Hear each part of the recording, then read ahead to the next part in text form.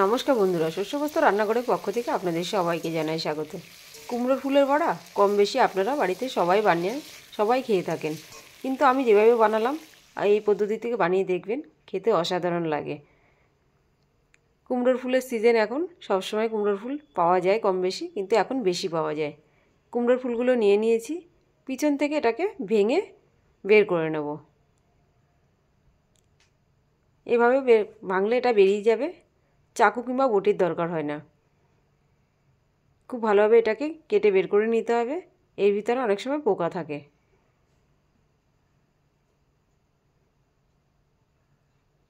এভাবে সব ফুলগুলো আমি কেটে নিয়েছি, এবার কুচিয়ে নেব।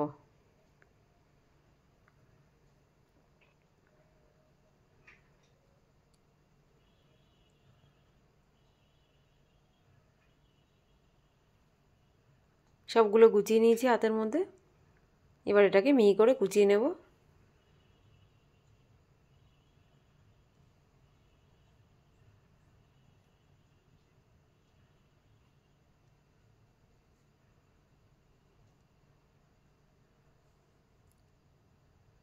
সব কুচানো হয়ে গেছে, এবার বাটিতে তুলে নিচ্ছি।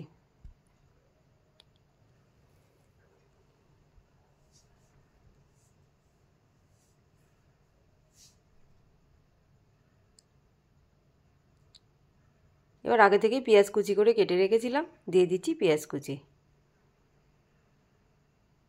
কাঁচা লঙ্কা কুচি দেব,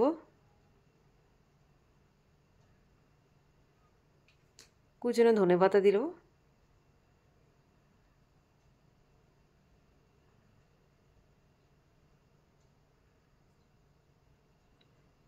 এবার দিয়ে দেবো বেসন।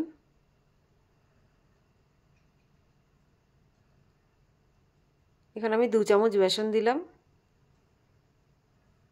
আর দিয়ে দেবো 2 চামচ মতো কর্নফ্লাওয়ার।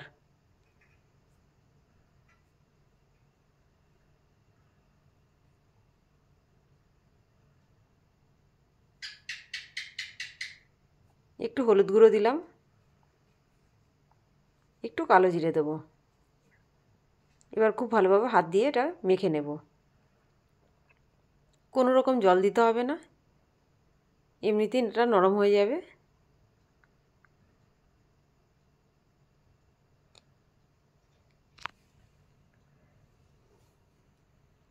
হাত দিয়ে একটু কষলে মাখলে এটা নরম হয়ে যাবে।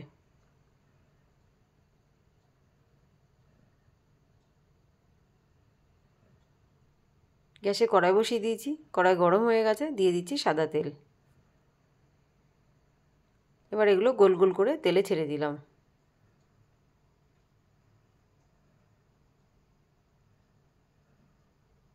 এইভাবে গোল গোল করে ছেড়ে দেব।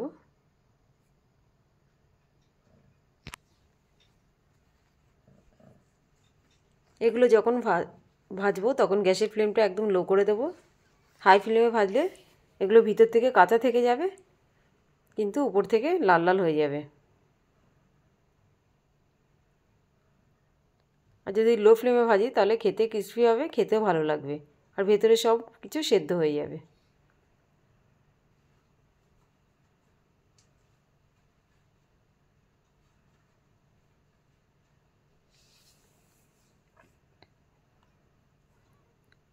কিছু টাইম নিয়ে একটা সাইড হতে দেবো।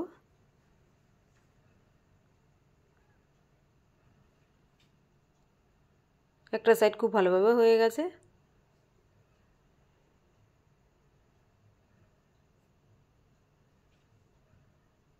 এবার একটা একটা করে এটাকে উল্টে দেবো।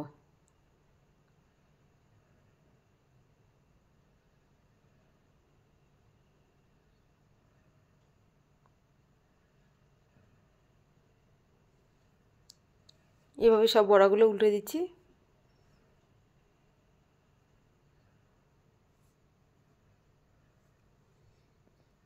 এই রেসিপি আপনাদের কেমন লাগলো অবশ্যই জানাবেন।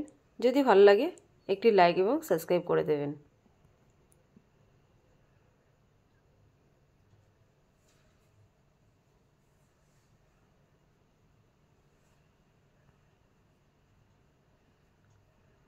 কালারটা দেখেই বুঝতে পারছেন বড়াগুলো সম্পূর্ণ হয়ে গেছে।